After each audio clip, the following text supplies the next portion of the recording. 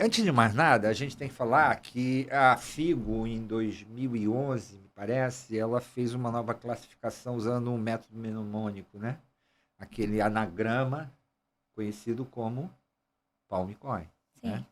Onde ele dividia os sangramentos Terinos uterinos anormais. entre causas estruturais e Estruturais e não não estruturais. estruturais. E, obviamente, hiperplasia do endométrio, câncer de endométrio são causas estruturais, com potencial maligno. Maligno. Está dentro dessa classificação, ele entra com o M, né, de malignidade. Malignidade. Eu confesso a você que eu acho um pouco um anagrama, a FIGO estabeleceu um anagrama, ficou um pouco over para mim. Não acho esse tipo de Mas ajuda classificação. bastante. Ajuda para quem quer memorizar. É uma Para forma quem de memorizar. mas você vai ver que durante essa nossa exposição a gente vai falar sobre causas não estruturais, por exemplo, a novulia, levando como característica etiopatogênica a esses fenômenos estruturais. Então, assim, é muito importante que não se faça essa. Não se prenda. Não se prenda apenas a esse tipo Mas de classificação. é bom para lembrar as causas estruturais. As principais não, causas, sim. né? Porque a gente vai ter as causas não identificáveis no Sim. final, enfim.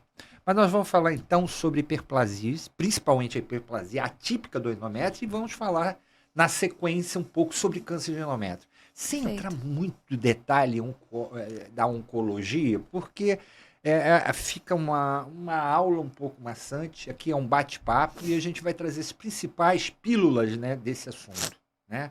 Coisas que são importantes para o jovem ginecologista estudar.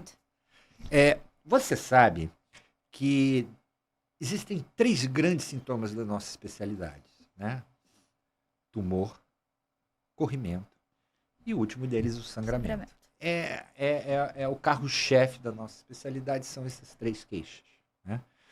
E dentro do sangramento, a gente entra dentro dessas características de sangramento uterino anormal, que, na verdade, expressa muitas vezes uma patologia maligna, como as hiperplasias atípicas, como precursor do câncer de endométrio, e o próprio câncer de endométrio.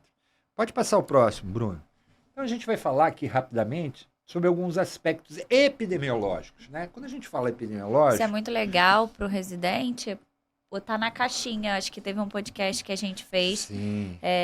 Muito legal. Onde a gente fazia massas pélvicas. Em que é legal para botar na caixinha aquele tipo de paciente que está chegando. Então, aqui é legal que quando chega aquele paciente com aquela idade, já tem que, né, um alerta para isso. o alerta, né?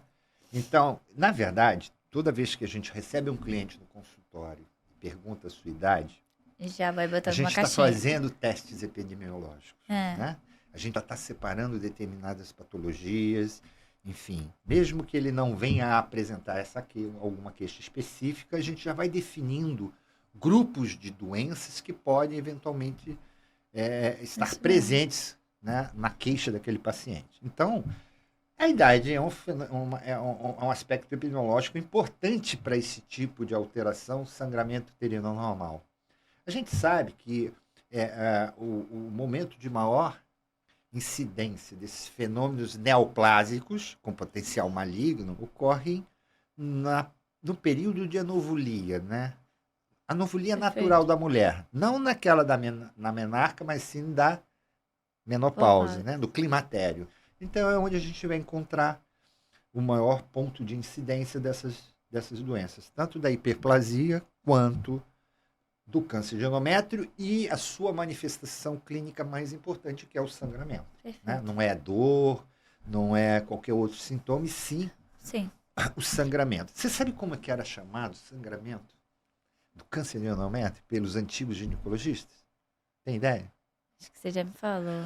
O grito do endométrio. O grito do endométrio. E, felizmente, esse tipo de neoplasia, ela tem um manejo muito mais fácil, porque, em que pese, às vezes, a displicência de um ou outro médico no diagnóstico, se você sangrar se ela continuar sangrando, gritando, é uma coisa que... alguém vai fazer o diagnóstico. Então, é mais frequente você fazer o diagnóstico, já que não tem rastreio para esse tipo de doença, precisa da expressão clínica, A expressão clínica é o sangramento e ele ocorre e ele é recorrente, sistemático e numa idade onde não pode acontecer. Sim. Né? Seja no climatério, seja na pós-menopausa. Então, aqui, a primeira dica é com relação à idade e esse tipo de sangramento, ocorrendo principalmente nas mulheres na pré-menopausa, pós-menopausa. Pode ocorrer mais cedo? Pode. Principalmente, a gente vai falar aqui, quando a gente falar sobre etiologia, né? Naquelas mulheres que fazem muita anovulia. Quem são essas mulheres? São as mulheres com SOP. Né? Elas entram aos 34, 35, 36 anos com queixas de infertilidade, apresentam sinais característicos da síndrome, não tem a contraposição da progesterona e vão fazendo o quê? Estímulo contínuo do seu endométrio até aparecimento da hiperplasia. Então, a hiperplasia do endométrio, seja na sua forma mais simples, benigna, que é a hiperplasia simples ou cística, como na hiperplasia atípica, ocorre um pouco mais cedo. Essa é a história natural do câncer do endométrio, né? Da lesão precursora até a sua instalação como doença neoplásica, maligna, disseminante, enfim. Então, a gente tem que estar muito atento para as condições de risco em que levem a mulher à anovulia. Então, vamos dar continuidade aqui sobre paridade. O que a gente pode falar de paridade? Existia antigamente nas provas, né? Era muito comum em provas de residência, para entrar na residência, os concursos públicos, a tríade clássica do câncer de endométrio. Então, a gente sabia que era diabetes, hipertensão e a paridade. Normalmente, a gente vai encontrar mulheres com baixa paridade. Por quê? Porque são mulheres que tiveram dificuldade em fertilizar. Então, são aquelas mulheres com síndromes anovulatórias, levando à infertilidade. Sim. Por outro lado, existe sempre se falou muito nisso, mulheres que têm multiparidade são mulheres que têm menos tempo de processos ovulatórios cíclicos. Então, a gente consegue dois extremos. Né? Grandes multíparas, que é muito frequente no câncer do colo, e as mulheres quase que nulíparas, né?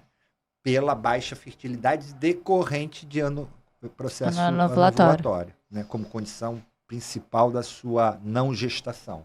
Sob o ponto de vista da obesidade, a gente sabe que as mulheres mais obesas, né?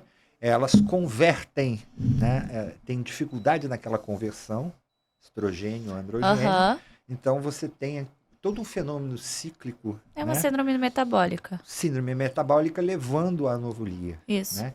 Então, você vai vendo que... E a diabetes e hipertensão é um conjunto que também leva à síndrome anovulatória. Sim. Né?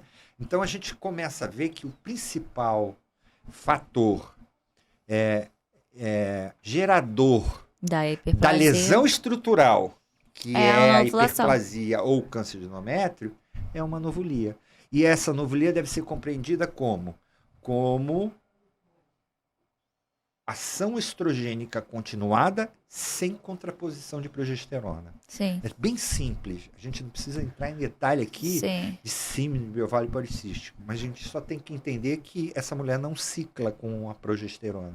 Então, ela faz um estímulo continuado, até, se ela tiver um gene, uma proteína específica, né? O seu oncogene, seja a Carras, seja o P53, não importa, a gente vai falar mais na frente, ela vai fazer um fenômeno hiperplásico atípico, que é uma condição precursora do câncer do endométrio.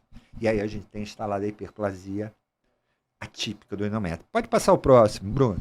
Então a gente vê... Desculpe, volta anterior que eu pulei aqui um item. Associação. Tirando a diabetes e a hipertensão como tríades, né? Junto com a multiparidade, a nuliparidade, a gente vai falar também da associação com determinados tipos de tumores, de neoplasias.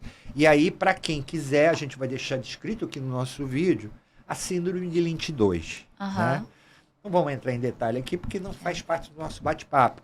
A gente pode até depois fazer um episódio falando de síndromes especiais, né? Síndrome de Lynch, câncer de mama, câncer de endométrio, o câncer não polipóide, enfim, são outros detalhes. Mas é só para chamar a atenção que, sob o ponto de vista epidemiológico, é importante e faz parte, então, daquela anamnese dirigida, quando você tem um sangramento uterino normal, saber alguns aspectos familiares importantes dessa mulher. Tá?